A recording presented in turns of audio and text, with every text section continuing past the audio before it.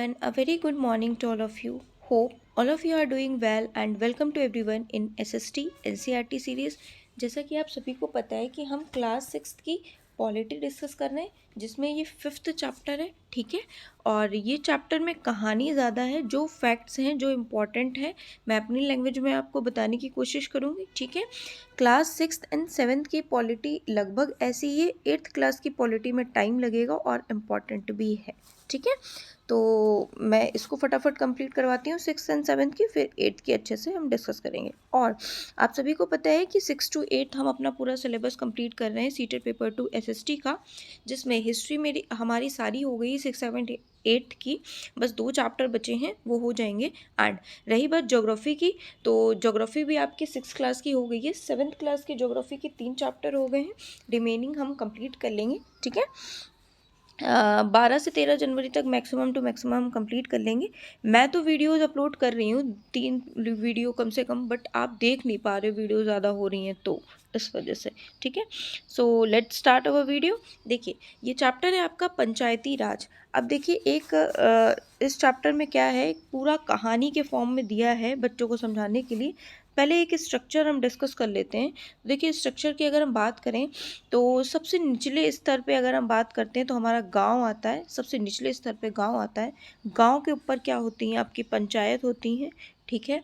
पंचायत होती हैं, और जब कई गांव, एक या एक से ज़्यादा गांव मिलते हैं तो वो आपस में क्या निर्माण करते हैं, पंचायत का निर्माण करते हैं। फिर जब एक या एक से ज़्यादा पंचायत मिलती हैं तो आपके ये प्रखंड बन जाते हैं। क्या बनते हैं, प्रखंड बन जाते हैं, ठीक है। इसको आप जनपद या समिति, इनके द्वारा अलग अलग जगह अलग अलग नाम से जाना जाता है, जनपद समिति के नाम से, ठीक। अब जब एक या एक से ज़्यादा प्रखंड मिलते हैं तो उन्हें हम, उससे क्या होता है, जिला बनता है, जिला, ठीक है। अब जिला के ऊपर क्या आता है, आपका राज्य आता है, और अगर राज्य के ऊपर कोई आता है तो वो क्या है, देश, ठीक है। तो ये कुछ ऐसे स्ट्रक्चर चलता है। सबसे पहले गांव आया, सबसे निचले पावदान पे गांव, गांव के ऊपर पंचायत, पंचायत के ऊपर प्रखंड, जनपद या समिति बोलते हैं। उसके ऊपर आपका जिला आया, जिला के ऊपर राज्य, राज्य के ऊपर देश। ये एक स्ट्रक्चर है, ये आपको पता होना चाहिए, ठीक है। तो इससे हमें काफ़ी हेल्प मिलेगी चैप्टर को समझने में। देखिए, ये चैप्टर है, इसमें बताया गया है बेसिकली ग्राम सभा और ग्राम पंचायत के बारे में। पूरा चैप्टर उसी पे बेस है, बच्चों को बताने के लिए इसमें कहानी ली गई है, ठीक है। इसमें ये होता है कि सभी लोग जल्दी जल्दी ग्राम सभा के लिए जा रहे होते हैं, लेकिन क्यों जा रहे होते हैं, क्योंकि पंचायत के चुनाव के बाद पहली बार ग्राम सभा लगी होती है, ग्राम सभा की बैठक होती है। आप सभी को पता है, उस सभा में सारे लोग एकत्रित होते हैं, ठीक है। एक गांव का नाम बताया जा रहा है हरदास। गांव के लोग ये जानने के लिए बहुत ज़्यादा उत्सुक होते हैं, एक्साइटेड होते हैं कि पंचायत क्या क्या योजनाएं बनाएगी। पंचायत किसके लिए योजना बनाती है, ग्राम वासियों के लिए। तो क्या योजनाएं बनाएगी वो। अब देखिए, अब हम डिस्कस करते हैं ग्राम सभा को अपनी लैंग्वेज में थोड़ा सा।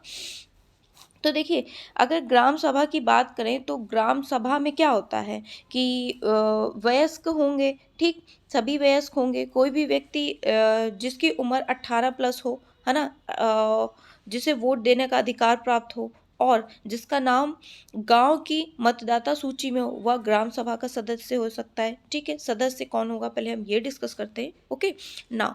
अब अगर हम बात करें तो ग्राम सभा क्या होता है, एक पंचायत क्षेत्र में रहने वाले सभी वयस्कों की सभा होती है। वयस्क मतलब 18 प्लस, ठीक।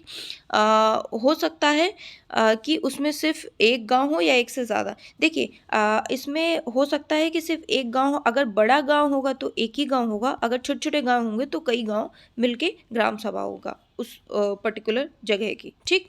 नेक्स्ट अगर हम बात करें, ये हो गया। अब देखिए, ग्राम सभा क्यों क्यों ज़रूरी है, ग्राम सभा, ठीक है। देखिए, ग्राम सभा इसलिए ज़रूरी है, पंचायत को नियंत्रित करने के लिए अगर किसी की ज़रूरत होती है तो ग्राम सभा की ज़रूरत होती है। जो ग्राम पंचायत है, इसको नियंत्रित कौन कर रहा है, इसको नियंत्रित तो बेसिकली ग्राम सभा ही करती है। क्यों करती है, कैसे करती है, वो हम डिस्कस करेंगे वन बाय वन। देखिए, मान लीजिए एक महीने में एक बार आपकी ये ग्राम सभा लगी, ठीक है। तो इसमें लोग क्या करते हैं, एकत्रित होते हैं, अपनी अपनी समस्याएं रखते हैं। जैसे पंचायत ने बताया कि हम ये सड़क का निर्माण करवा रहे हैं, पानी का निर्माण करवा रहे हैं, ठीक है। तो पंचायत उसमें ग्राम सभा के सदस्य बताते हैं, अगर उनको लगता है कि ठीक है पानी की आपूर्ति है, मतलब पानी की समस्या है, तो वो एग्री करते, कहते हैं ठीक है करवा दीजिए। अगर उन्हें लगता है नहीं पानी की क्या ज़रूरत है, बच्चों के भवन निर्माण करवा दे स्कूल का, है ना, वो ज़मीन में बैठते हैं या फिर खुले में बैठते हैं, तो अगर ग्रामवासी उस पर सहमत हो गए कि स्कूल भवन निर्माण कार्य होगा, तो वो होगा, ठीक है। जो ग्राम सभा के सदस्य जिस बात पे सहमत होते हैं वही होता है पंचायत में। ओके ना, अब ये देखिए क्या है कि इसमें लिखा है एक ग्राम पंचायत कई वार्डों छोटे क्षेत्र में बटी हुई होती है। प्रत्येक वार्ड का अपना एक प्रतिनिधि चुना जाता है जो वार्ड पंच के नाम से जाना जाता है, जो वार्ड पंच के नाम से जाना जाता है। अभी हम इसको देखिए ऐसे डिस्कस करते हैं। देखिए ग्राम पंचायत है, मान लीजिए ये है, ठीक है। मान लीजिए हमने 3 गांव ले लिए, 3 गांव भी, ये 3 गांव को भी हमने दो दो वार्ड्स में बांट दिया। 3 गांव है, गांव 1, गांव 2, गांव 3, ठीक है। इसमें ये जो लाइन्स हैं ये समझ लीजिए वार्ड है, हर गांव को 2 वार्ड में बांट दिया, ठीक है। अब इनमें क्या होगा, इन वार्डों में भी क्या होंगे, वार्ड पंच होंगे। क्या होंगे, वार्ड पंच, ठीक है। इन वार्ड पंचों से मिलकर क्या है डील होगा सरपंच, ठीक है। वही लिखा है इसमें, जो वार्ड पंच के नाम से जाने जाते हैं। इन वार्डों को जो डील करते हैं वो कौन होते हैं, वार्ड पंच। इनके साथ पंचायत क्षेत्र के लोग मिलकर सरपंच को चुनते हैं। इन वार्ड पंचों के साथ पंचायत क्षेत्र के लोग मिलकर क्या चुनते हैं, सरपंच को, ठीक है। ठीक, जो पंचायत का मुखिया होता है, कौन मुखिया होता है, सरपंच होता है। वार्ड पंच और सरपंच मिलकर क्या करते हैं, ग्राम पंचायत का गठन कितने साल में होता है, 5 साल में, 5 साल के लिए करते हैं, ठीक है। ये बात हो गई, ग्राम पंचायत का गठन होता है और 5 साल के लिए, इतना हमने डिस्कस कर लिया। अब देखिए यहाँ पे ये लिखा है कि हाँ, ये है ग्राम सभा की बैठक की शुरुआत में सरपंच और पंच ने सड़क की मरम्मत, इसमें ये हुआ था, ये हरदास गांव की कहानी लिखी है कि सरपंच या फिर पंच अलग अलग जगह अलग अलग बोलते हैं, ठीक है। सड़क की मरम्मत पर बहस होने लगती है, का ब्यौरा दिखा देते हैं, ठीक है। यह सड़क क्या होता है कि गाँव को मुख्य सड़क से जोड़ती है। इसके बाद पानी की कमी पर चर्चा होने लगता है, तो गांव में रहने वाली तजिया बोलना शुरू करती है कि हरदास गांव में पानी की बहुत समस्या बढ़ती जा रही है। हैंडपम्प का पानी भी ज़मीन के बहुत निचले स्तर तक जा रहा है, तो हैंडपम्प में पानी बहुत मुश्किल से आता है। तो औरतों को क्या करना पड़ता है, 3 किलोमीटर दूर जाना पड़ता है सुरू नदी के पास पानी भरने के लिए। तो एक सदस्य उसमें से उठकर बोलता है कि सुरू नदी का पाइप क्या करते हैं कि गांव में एक बड़ी सी टंकी में भर लेते हैं, उसका पानी से आपूर्ति हो जाए। बट दूसरे लोग बोलते हैं नहीं ये महंगा पड़ेगा, तो उनका कहना होता है कि इस साल हैंडपंप और गहरे कर लेते हैं और कुओं को साफ कर लेते हैं। तो तजिया कहती है नहीं इतने से तो काम नहीं होगा, कुछ अच्छी योजना बनाइए, कुछ पक्की योजना बनाइए। हर साल पानी का स्तर नीचे जाता जा रहा है और जितना पानी ज़मीन में रिस के जाता है उससे ज़्यादा तो हम उपयोग करते हैं, ठीक है। तो ग्राम सभा के सदस्य अनवर ने सबको बताया कि वो जब महाराष्ट्र के एक गांव में गया था तो उसने पानी संरक्षण रिजर्वेशन ऑफ वाटर का एक नया तरीका देखा, ठीक है। तो उसे बोलते हैं संवर्धन विकास कार्यक्रम, वाटर शेड के नाम से जानते हैं। उसने सुना था कि सरकार इसके लिए पैसे भी देती है, ठीक है। तो भाई के गांव में लोगों ने पेड़ लगाए थे, मतलब जहां वो गया था ना उसने ये योजना देखी थी, तो वहां पे लोगों ने पेड़ लगाए थे। नाले पर चेक डैम यानी कि छोटे छोटे बांध भी बनाए थे और टंकियां भी बनाई थी इस वाटर शेड के लिए, ठीक है। अनवर का ये विचार सभी को बहुत अच्छा लगता है। सब ग्राम पंचायत को इसके बारे में पता करने के लिए बोलते हैं कि क्या है, क्या कैसे है। अब ग्राम सभा क्या है मैंने बता दिया, ग्राम सभा क्या है, ठीक है। ग्राम सभा की बैठक में अब तक कौन सी समस्याओं पर चर्चा हुई थी भाई, पानी की और सड़क वाली पे। नेक्स्ट इन्फॉर्मेशन ये है कि अब ये देखिए दूसरी इन्फॉर्मेशन यहाँ है, ग्राम सभा में चर्चा का अगला मुद्दा ये बनता है कि गरीबी रेखा से जो नीचे आते हैं ना उनकी सूची पढ़ी जाने लगी। अब उस सूची में क्या होता है, उस सूची में जैसे पढ़ने लगे गांव वाले खुसर फुसर करने लगते हैं कि नटवर ने तो हाल ही में एक रंगीन टेलीविज़न खरीदी उसका और उसके बेटे ने मोटरसाइकिल ली है, ठीक है। तो उसका गरीबी रेखा में नाम कैसे, गरीबी रेखा के नीचे उसका नाम कैसे आ सकता आता है, ठीक है, उसी की सूची पढ़ी जा रही थी। और सूरजमाल ने अपने पास बैठे आदमी से धीरे से कहा कि आप बिरजू का नाम इस सूची में कैसे आ गया? उसके पास तो बहुत ज़्यादा ज़मीन है, इस सूची में तो सिर्फ़ गरीब लोग आने चाहिए। ओम प्रकाश एक मज़दूर है, ओम प्रकाश के पास ज़मीन नहीं है, ठीक है, वो मुश्किल से ही गुज़ारा कर पाता है। तो पता करो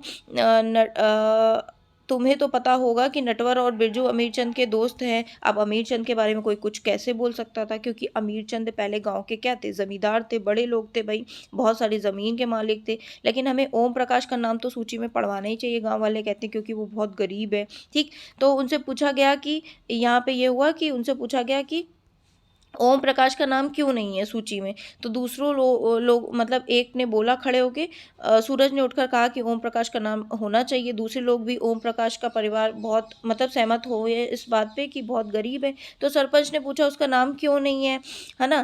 तो जिस शिक्षक ने गरीबी रेखा के नीचे आने वाले परिवारों का सर्वे किया, तो उसने ये बताया कि जब भी वो घर गए, कई बार गए, तो उनके घर पे ताला पड़ा था। शायद वो काम ढूँढने के लिए कहीं बाहर गए हों, है ना? ये सारी इन्फॉर्मेशन दी, ठीक है।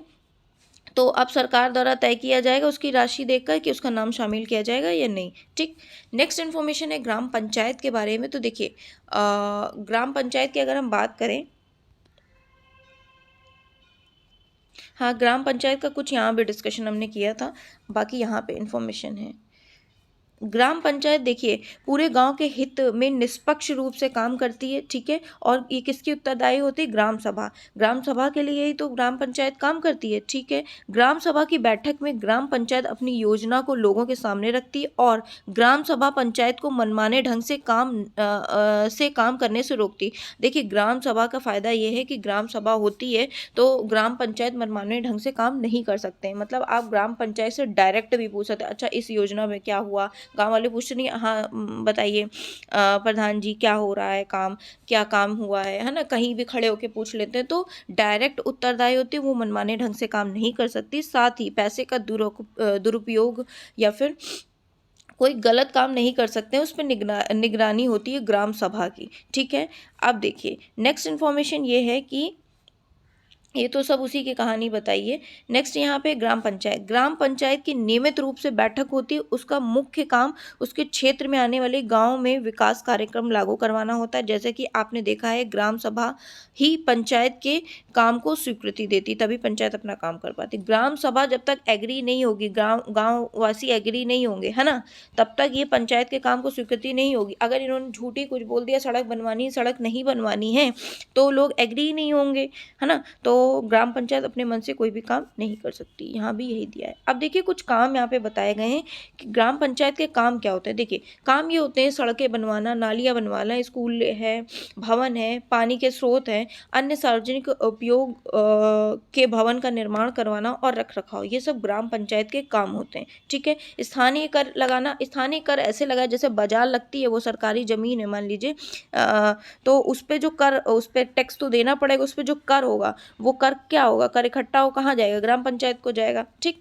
गांव के लोगों को रोजगार देने संबंधी सरकारी योजना लागू करना, सरकारी योजनाएं जो लागू होती है वो इनके द्वारा होती है, जैसे नरेगा है ना, इस तरह की योजनाएं। अब ग्राम पंचायत की आमदनी के स्रोत यही है कि घर और बाजार पर लगाए जाने वाले टैक्स मतलब कर से मिलता है। विभिन्न सरकारी विभाग द्वारा चलाई गई योजनाओं से जो राशि जनपद या जिले को मिलती है वो इनके स्रोत होता है। समुदाय के काम के लिए मिलने वाले काम, कुछ समुदाय के काम के लिए मिल गया पैसा, तो वो हो गया, वहीं से इनको पैसा मिलता है, ठीक है।